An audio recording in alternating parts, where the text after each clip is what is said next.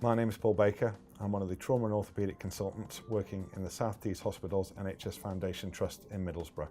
Having recognised the potential of the Gecko device, we worked in partnership with First Kind to develop a prospective and retrospective clinical study to evaluate the Gecko device. This had a number of aims. Firstly, to see whether it was possible to recruit patients with ankle fractures into a clinical study in a trauma setting. Secondly, to assess the tolerability of the Gecko device in a population of patients that had sustained an ankle fracture. And thirdly, to evaluate swelling reduction by assessing readiness to theatre in the population of patients that had the Gecko applied and compare this to a historical cohort. Once they enrolled in the study, the Gecko was applied above the plaster back slab in the region of the fibular head to stimulate the common peroneal nerve. We've been very impressed using the Gecko device.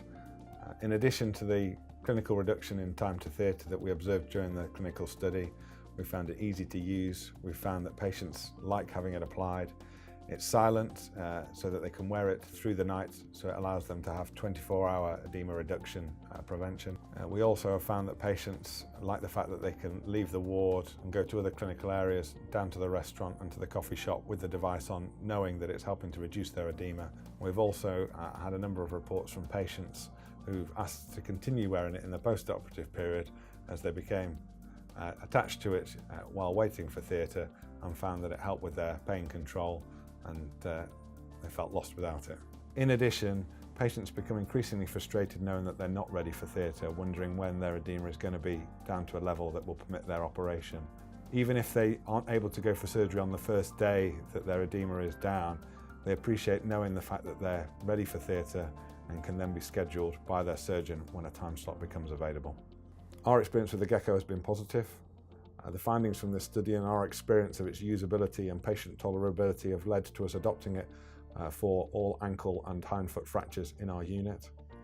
We continue to use it in all of these patient groups and continue to be extremely pleased with the results that we are getting while using the device.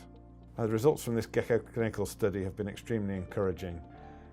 If evidence continues to support and build on the work that we've done here at South Tees in collaboration with First Kind, it could have a significant impact on the way services are delivered in the NHS.